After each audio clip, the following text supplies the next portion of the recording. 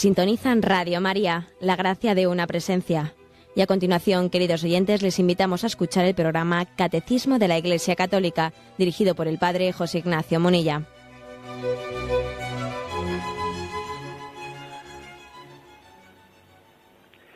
Un cordial saludo a todos los oyentes de Radio María. Un día más, con la gracia del Señor, proseguimos el comentario del Catecismo de nuestra Madre la Iglesia. En la parte referida al credo de la comunión de los santos nos estamos extendiendo en la imagen de María como Madre de la Iglesia. Comenzamos hoy con el punto 967. Ella es nuestra Madre en el orden de la gracia. Ese es el título con el que se introducen 4 puntos más del Catecismo. Ella es nuestra Madre en el orden de la gracia. El primero de ellos, el 967, dice así: por su total adhesión a la voluntad del Padre, a la obra redentora de su Hijo, a toda moción del Espíritu Santo, la Virgen María es para la Iglesia el modelo de la fe y de la caridad.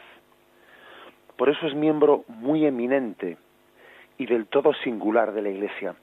Incluso constituye la figura, typus, dice en latín, la figura de la Iglesia. Quizás convendría dedicar algunas breves palabras a profundizar un poco en qué se entiende por ese sentido de figura de la Iglesia, tipo de la Iglesia. En griego se dice tipos, ¿no? En latín se dice figura, que es un término que se utiliza para designar los simbolismos más originales que se descubren en el lenguaje bíblico.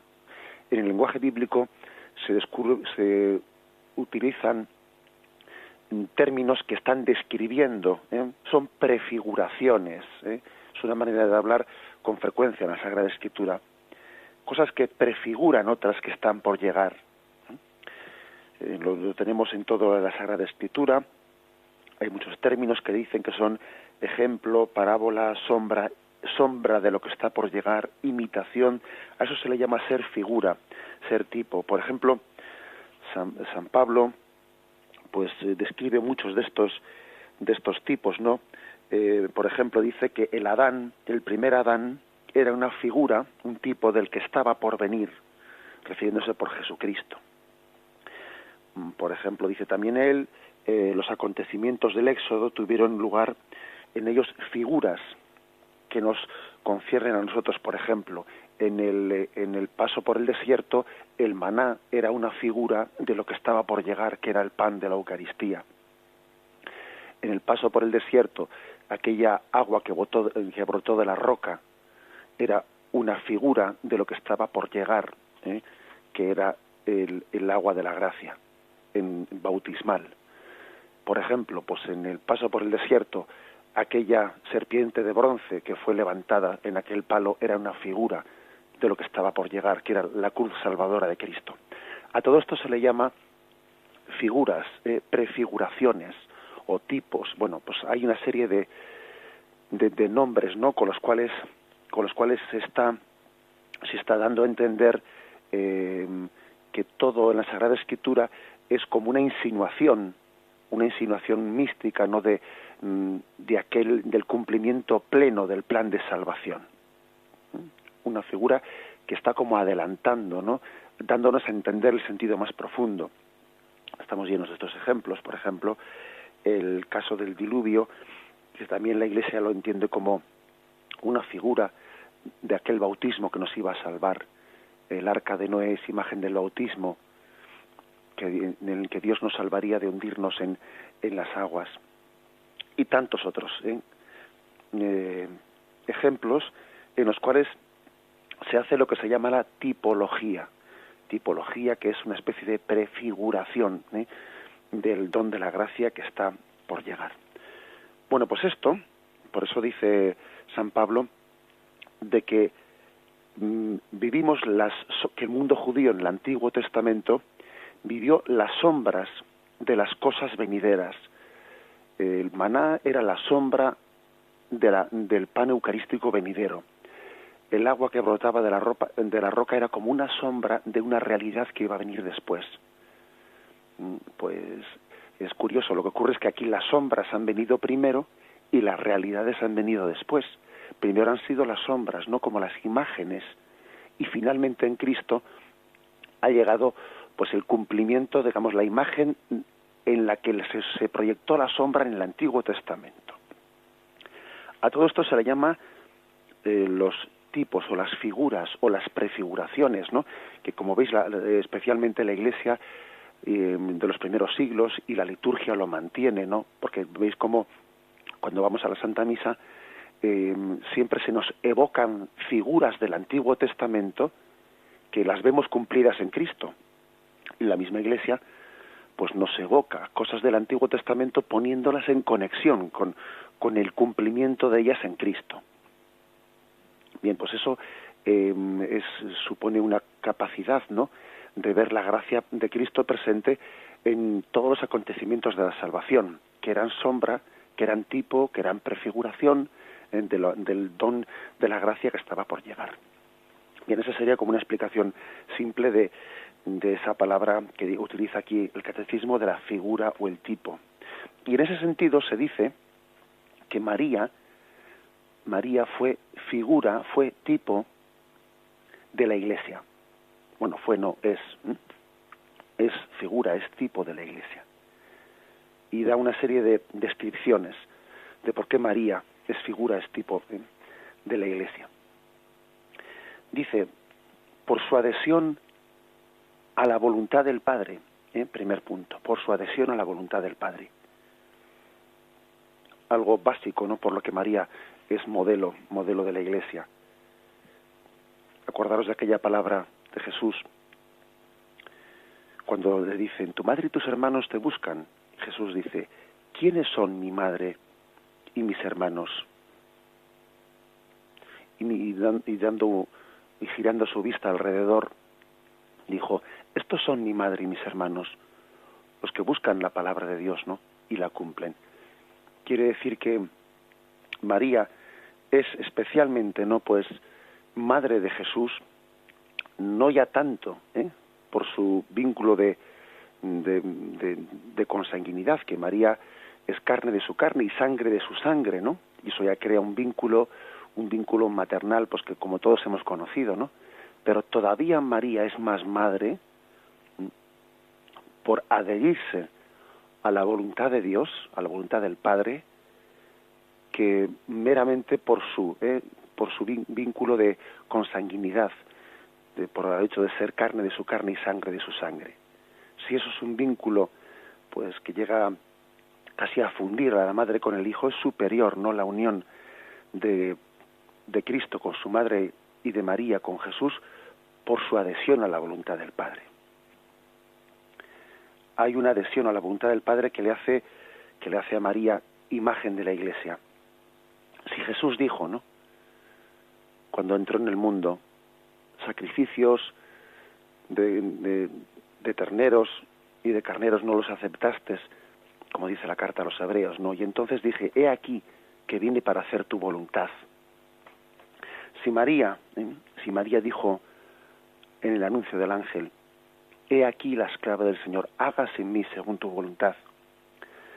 Si Jesús dijo en Getsemaní, que no se haga mi voluntad sino la tuya, pues nos damos cuenta de que María, en plena conjunción pues con su Hijo Jesucristo, pues está enseñándole a la Iglesia cuál es su función, ¿no? Su función es la de decir, hágase la voluntad de Dios. María aprendió de Yahvé a decir, hágase. Jesús también aprendió de María a decir, hágase. Y nosotros, todos, ¿no?, la Iglesia aprende de María y de Jesús a decir, hágase. Nuestro modelo está en Cristo y reflejado en María como una adhesión plena a la voluntad del Padre. Esa es la característica que más subrayamos de María, en la plena adhesión a la voluntad del Padre. En eso María es figura, es modelo de la Iglesia. En segundo lugar, dice aquí,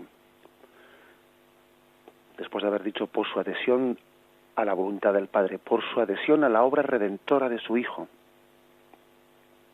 Cuando el anciano Simeón no le profetiza a María, y a ti una espada te traspasará el corazón.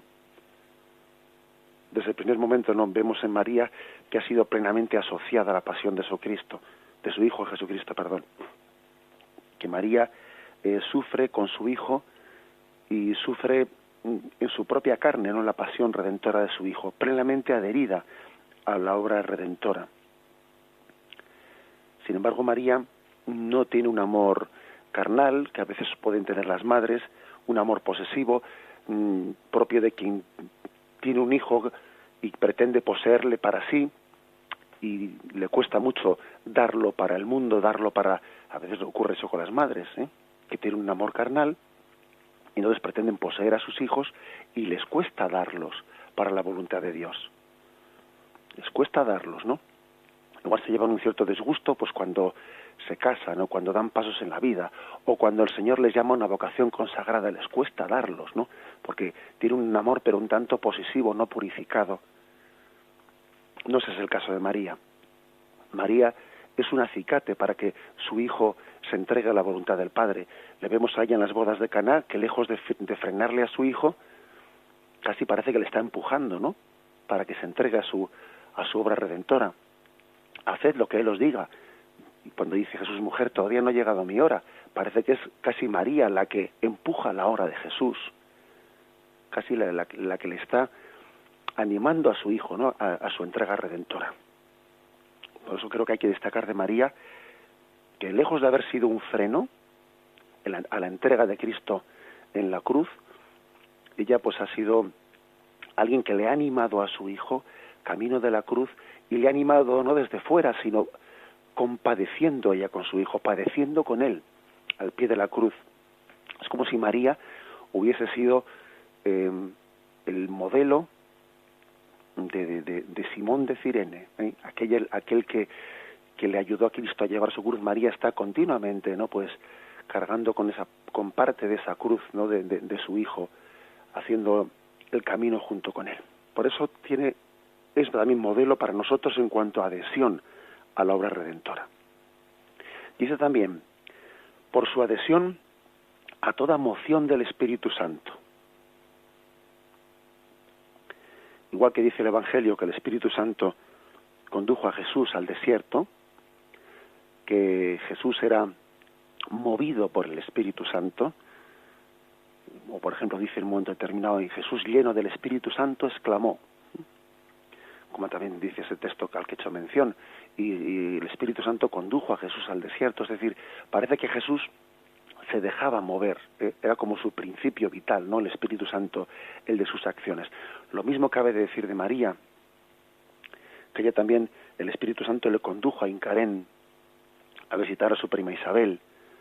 También María, llena del Espíritu Santo, ora y eleva su oración a Dios, cuando por ejemplo reza el Magnificat. Bien, todo ello es por lo tanto una referencia de por qué María es nuestro modelo ejemplar, por su adhesión a la voluntad del Padre, por su adhesión a la obra redentora de su Hijo, por su docilidad a toda moción del Espíritu Santo. Por todo ello, ¿no? Decimos que María es figura, es tipo de la Iglesia. Si se dice de María, dichosa tú que has creído, también Jesús dice de nosotros, dichosos vosotros cuando creéis, dichosos los que crean sin haber visto, dichoso todo creyente porque está haciendo un acto de fe, un acto de confianza, un acto de abandono, un acto de seguimiento en fidelidad a Jesucristo, del cual es tipo de María. Es el tipo del cual nosotros tomamos modelos. Nosotros queremos de alguna manera seguir esa figura de María que representa, que es tipo de la Iglesia en la adhesión a la voluntad del Padre, tipo de la Iglesia en la adhesión a la obra redentora y en la docilidad a las mociones del Espíritu Santo. Eso es, pues, por lo tanto, un poco lo que lo que nosotros estamos haciendo.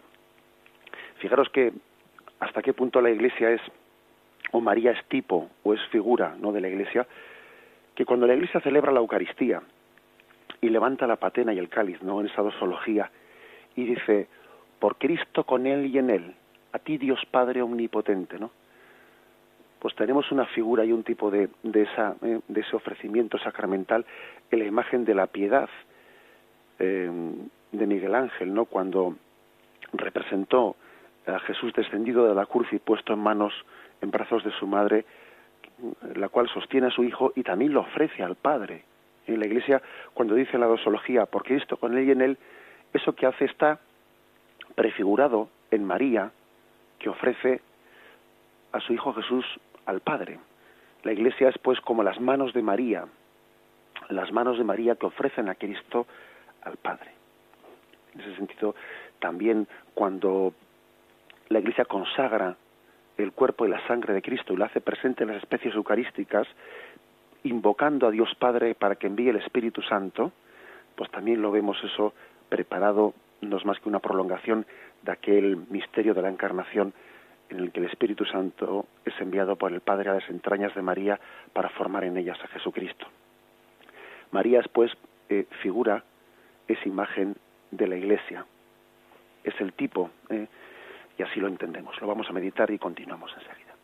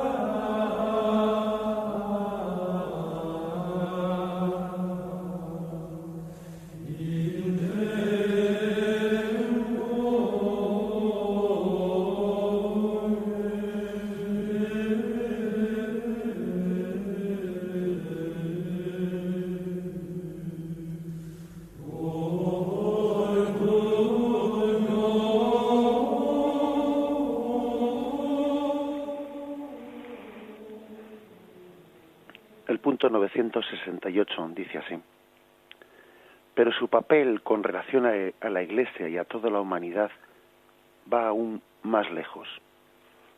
Colaboró de manera totalmente singular a la obra del Salvador por su fe, esperanza y ardiente amor para restablecer la vida sobrenatural de los hombres. Por esta razón es madre en el orden de la gracia.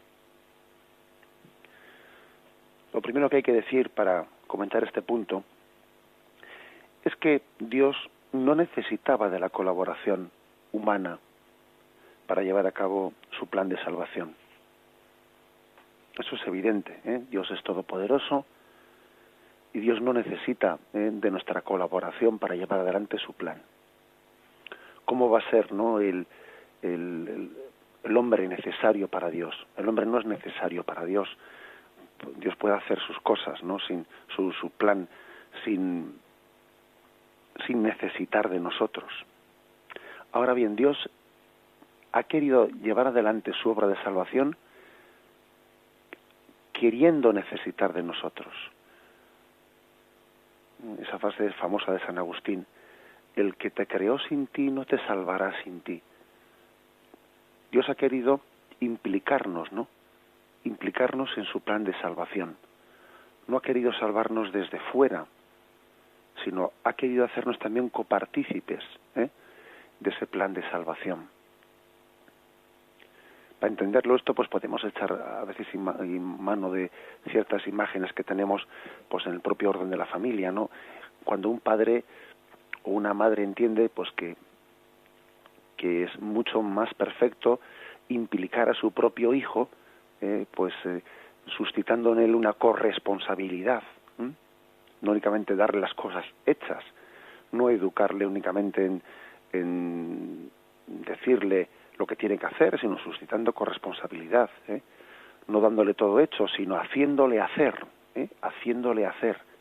suscitando en él, pues esa, siendo copartícipe, ¿no?, del deseo de crecimiento, de madurez. Bueno, pues esa imagen que también vemos, ¿no?, como modelo de educativo, hay que tener en cuenta que Dios, siendo Padre, pues es un modelo de pedagogía para nosotros.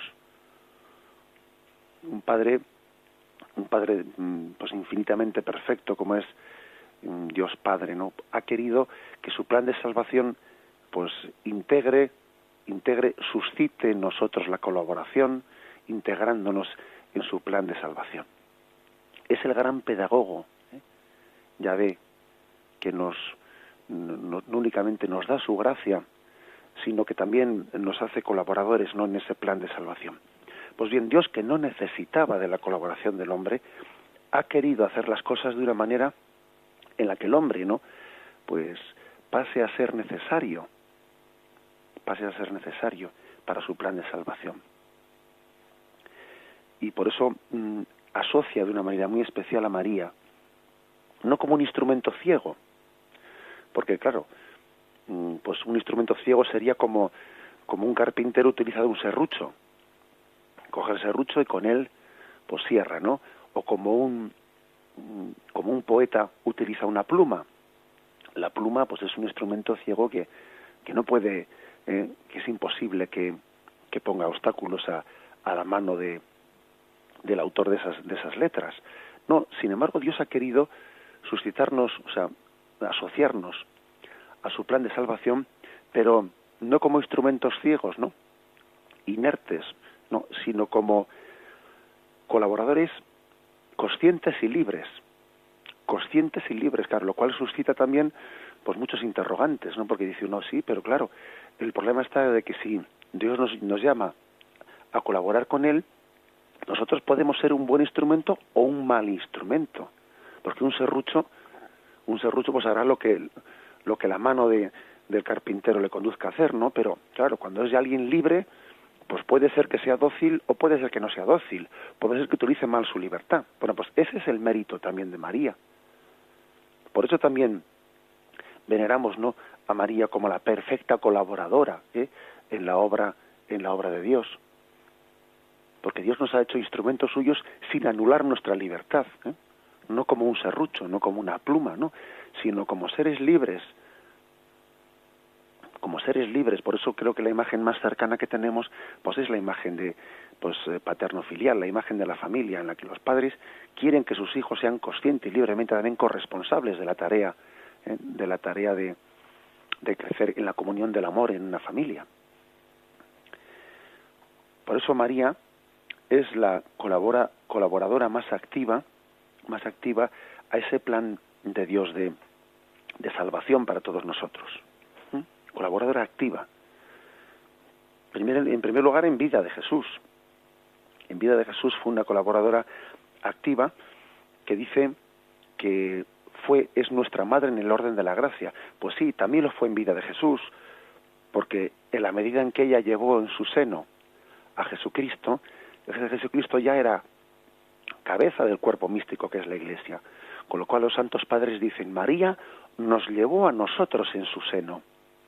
Nos llevó en su seno porque si llevó a la cabeza en el seno, también llevó a los que éramos cuerpo místico de su Hijo Jesucristo. Por eso María cooperó con su amor a que nosotros naciésemos unidos a Jesucristo. Porque además su maternidad ha sido más consciente que ninguna. A ninguna madre se le ha pedido esa especie de consentimiento para concebir, no como el ángel Gabriel se lo pidió a María. Es una maternidad plenamente consciente, plenamente libre, la que tuvo María. Por eso ella coopera libre y conscientemente con su amor a que nosotros naciésemos unidos a su Hijo Jesucristo. También al pie de la cruz, tiene una maternidad consentida, María, plenamente consentida, asociada a su hijo en la cruz. No es la actitud de una madre que se limita a lamentarse, sino que entrega a su hijo como corredentor. Igual que su hijo Jesucristo, pues afirmó, ¿no?, y así lo recoge el Evangelio de San Juan: a mí nadie me quita la vida, sino que soy yo la que la doy voluntariamente. También podemos decir eso bien de María: nadie me ha quitado mi hijo, sino que soy yo el que lo he entregado voluntariamente. María ha entregado, ha hecho una ofrenda. Nosotros, por desgracia, creo que en nuestra espiritualidad nos falta, ¿no?, esta capacidad de asociarnos al sacrificio de Cristo. Y muchas veces nos dedicamos a lamentarnos, a victimarnos. Victimarnos, lo digo un poco en el sentido irónico de la palabra, no en el sentido teológico de la palabra, ¿no? Como se dice popularmente, a ir de victimillas. Todo me pasa a mí. Es que soy un desgraciado. Todo me cae a mí me toca todo. Y a veces, pues uno perfectamente se queda en esa, ¿no?, pues en esa autolamentación, que no da el paso de la entrega generosa. Tenemos en María un modelo básico, ¿no?, para la espiritualidad cristiana. Ella se asocia al sacrificio de su hijo. No le están arrebatando su hijo, claro que lo están haciendo, ¿no?, en un plano humano, histórico, pero hay también otro plano, el plano espiritual, el plano sobrenatural, en el que su hijo ya no es que sea arrebatado, es que ella hace ofrenda de él. Esta misma doble dimensión, ¿no?, la podemos vivir nosotros cuando alguien incluso se enfrenta, pues a la enfermedad y a la muerte. Pues en un plano biológico es verdad que la enfermedad pues le quita, le arrebata la vida, ¿no? Nos arrebata la vida la enfermedad, el momento último de nuestra existencia. Pero espiritualmente hablando, no es que la enfermedad nos arrebate la vida, es que nosotros se la entregamos a Dios Padre. Él nos dio la vida y llega el momento de la muerte, el momento de entregarla. La frase de Jesús: a mí nadie me quita la vida, sino que soy yo el que la doy voluntariamente, esa frase tiene una aplicación directa a María, tiene una aplicación directa a cada uno de nosotros en el momento de nuestro sufrimiento, de nuestra enfermedad, de nuestra muerte. Una cosa es que exista un plano de acontecimientos en los que la vida le sea arrebatada a Jesús, o a María le sea arrebatado su hijo, o a nosotros nos sea arrebatada la salud. Pero hay otro plano espiritual, sobrenatural, en el que Cristo entrega su vida, María entrega a su hijo, nosotros entregamos nuestra salud, entregamos nuestra vida. Y en eso María es imagen, ¿no?, de toda vida espiritual. Ella nos está enseñando, ¿no?, a hacer ofrenda. Por esta razón es madre en el orden de la gracia, dice aquí. Madre en el orden de la gracia. Porque por una parte, ¿no?, nos ha enseñado en vida de Jesucristo, nos ha enseñado cómo ser madre en el orden de la gracia, y también desde el cielo continúa ejerciendo esa maternidad en el orden de la gracia. Pero eso lo dejamos para la siguiente reflexión. Hacemos ahora un momento de meditación.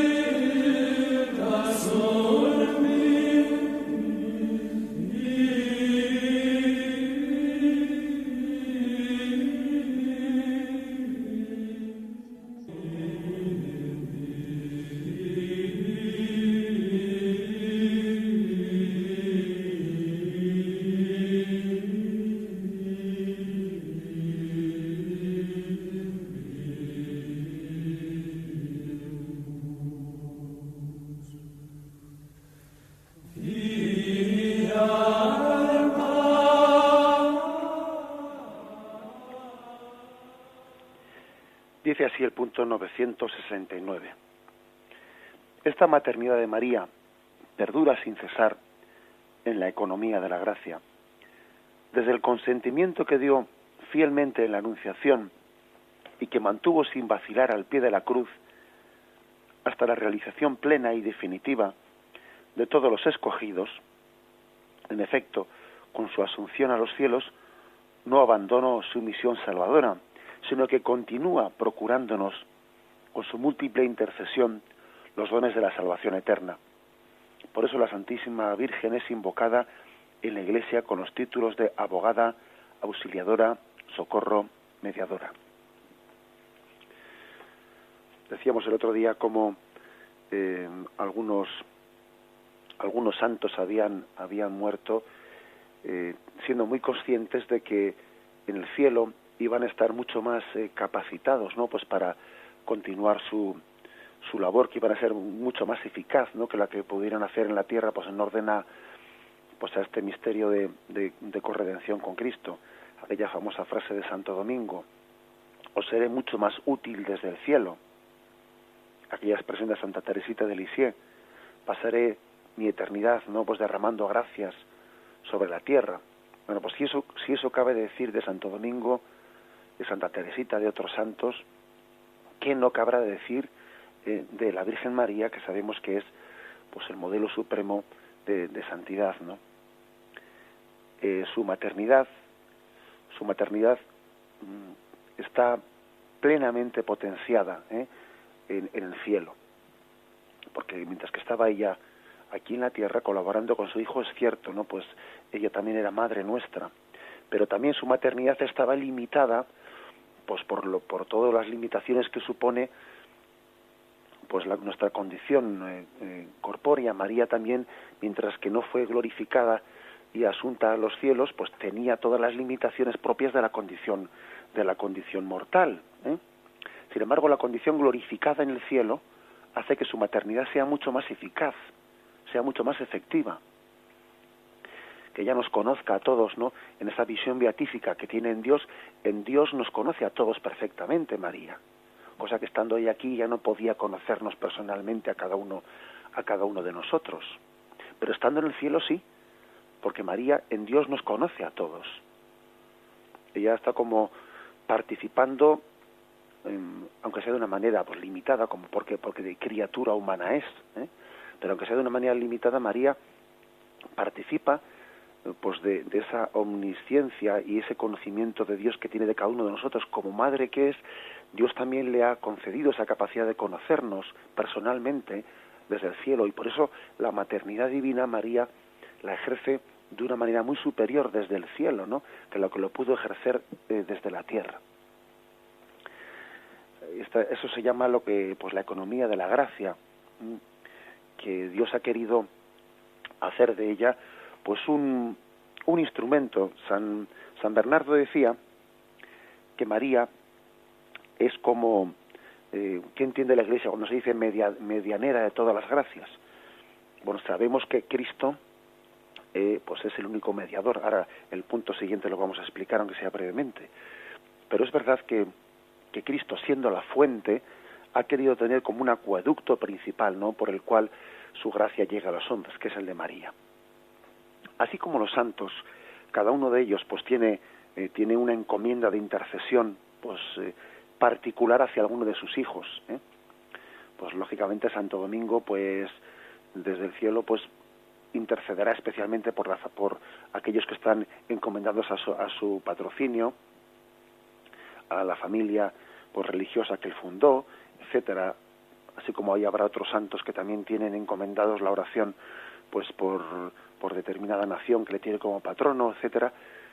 Pero en el caso de María podemos decir, y también yo me atrevería a decir que en el caso de San José es algo muy similar, pero que en el caso de María y en el caso de José se trata de que a ellos se les ha encomendado un patronazgo, un patrocinio que se extiende a toda la Iglesia universal. María es medianera de todas las gracias que después quizás algunos de nosotros nos lleguen también por intercesión de nuestro santo particular o de nuestro santo particular especialmente, digamos, pero sin embargo María es medianera de todas las gracias para todos los hombres de todos los tiempos. Dios ha querido asociarla pues a hacer acueducto hacerle también un instrumento de que su gracia llegue también con un toque maternal, ¿no? También nos son presentadas de mano las gracias de Cristo con el rostro materno de María, con su rostro materno. Las gracias del amor de Dios, Él todavía quiere embellecerlas más, pues presentándolas de mano del rostro materno de María. Por eso insistimos en que la Iglesia le da estos atributos: abogada, auxiliadora, socorro, mediadora.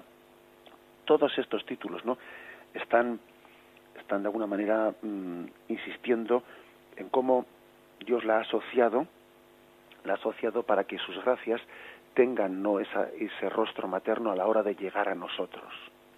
Son gracias de Cristo, claro, pero tienen ese rostro materno, no son concedidas de manos de su madre, tal y como ocurrió allí en las bodas de Caná.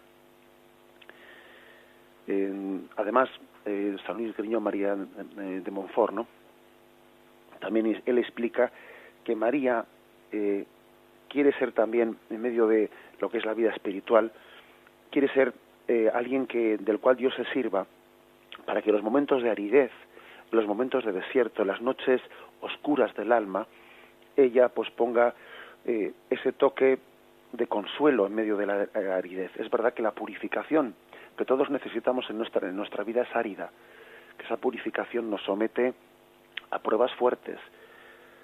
Sin embargo, Dios también, en esa especie de de equilibrio entre consolaciones y desolaciones, en ese equilibrio pedagógico en cómo purificarnos, se sirve de María para darnos el consuelo en el tiempo de la aridez, para que la cruz nos sea más llevadera, para que la purificación no nos resulte a veces sofocante, ¿no? María es el instrumento del cual muchas veces Dios se sirve para dar sus consolaciones. El momento de la noche se hace más llevadero por el hecho de que la luna está también reflejando pues el brillo del sol. Así también es María, que en muchas noches oscuras del alma Dios se sirve de ella para darnos el consuelo de reflejar en medio de la noche de la purificación, para reflejarnos el consuelo de la gracia de Dios. Esa es también otra de las formas, ¿no?, las que María ejerce ese ser medianera, ese ser socorro, ese ser auxiliadora. Lo meditamos brevemente antes de pasar al último punto.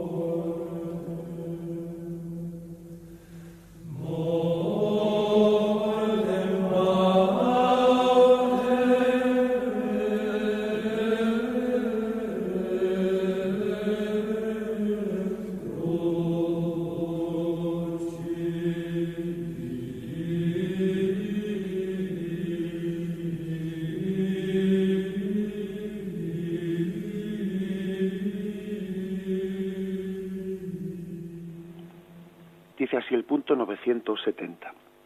La misión maternal de María para con los hombres de ninguna manera disminuye o hace sombra a la única mediación de Cristo, sino que manifiesta su eficacia. En efecto, todo el influjo de la Santísima Virgen en la salvación de los hombres brota de la sobreabundancia de los méritos de Cristo.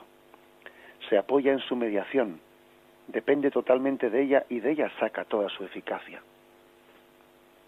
Ninguna criatura puede ser puesta nunca en el mismo orden con el Verbo encarnado y Redentor.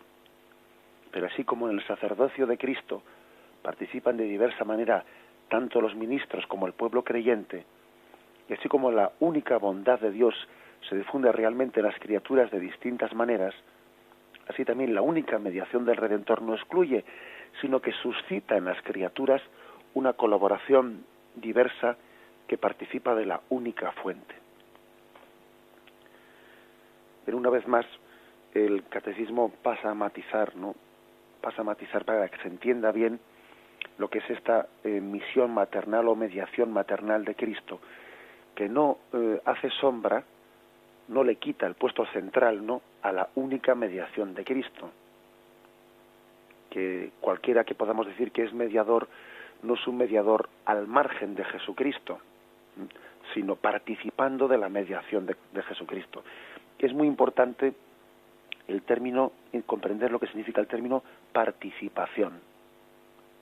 Una participación de quién es, de lo que hace Jesucristo.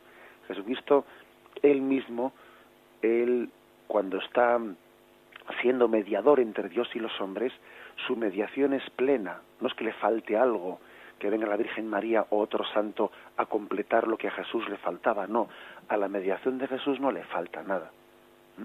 Estamos hablando de una participación, es decir, como hemos dicho antes, ¿no?, de querer asociar. Cristo quiere asociar a su obra, quiere redimirnos haciéndonos corredentores. Eso es algo maravilloso, ¿no?, el hecho de que no únicamente seamos sujetos pasivos, sino también sujetos activos. Quiere redimirnos, ha querido redimirnos haciéndonos corredentores, ¿eh? Esa es la forma del Señor de hacer las cosas. Es como cuando a un niño pues se le da a comer y al mismo tiempo se le aplaude porque él está como aprendiendo a comer también. Las dos cosas al mismo tiempo. Sus padres le dan de comer y le enseñan a comer. Incluso le felicitan porque ha aprendido a comer. Cuando en el fondo todo es una acción de gracia, ¿no?, de sus padres. Pero así es, ¿eh? Así es también la forma en la que el Señor nos quiere hacer partícipes. Por lo tanto, es muy importante en la teología el término participación, que eso no le quita en absoluto la centralidad pues a la figura de Cristo, que es el único, que es el mediador en el sentido estricto de la palabra. Pero nosotros, aunque no sea en el mismo nivel, porque la criatura no puede ser mediador al mismo nivel que lo que es el Verbo de Dios, ¿no?, sin embargo, hemos sido también copartícipes. Y pone un ejemplo el catecismo que es muy claro, el ejemplo del sacerdocio, que Cristo ha querido prolongar su sacerdocio. Que Cristo dijo a los apóstoles: haced esto en conmemoración mía. Y él ha querido necesitar de nosotros, cuando dijo: la mies es abundante, pero los obreros son pocos. Rogad al dueño de la mies. Es decir, un ejemplo clarísimo, ¿no?, de la importancia de que la mediación de Cristo se prolongue en otras mediaciones humanas que participen de la mediación de Cristo, es el sacerdocio ministerial y también el sacerdocio común de los fieles. Ese es uno de los ejemplos más claros en la Sagrada Escritura de cómo el Señor ha querido asociarnos a su mediación. El Catecismo insiste mucho en su sensibilidad ecuménica, intentando explicar la fe católica para que también nuestros hermanos protestantes entiendan que cuando nosotros hablamos de que María es medianera, o pues no estamos con ello quitando, como a veces han sospechado ellos, no estamos quitando la centralidad de Jesucristo. El catecismo de la Iglesia Católica ha tenido un esfuerzo muy grande a la hora de explicar los misterios de la fe católica con una argumentación teológica muy bien matizada, para que el mundo protestante o en otras cuestiones concretas el mundo ortodoxo puedan comprobar cómo la fe católica no se desvía pues de la fidelidad a la Sagrada Escritura y de la fidelidad a la centralidad de Jesucristo. Bien, hemos completado esta explicación del catecismo. Damos gracias al Señor por haberlo podido hacer. Me despido con la bendición de Dios Todopoderoso. Padre, Hijo y Espíritu Santo, descienda y permanezca sobre vosotros. Alabado sea Jesucristo.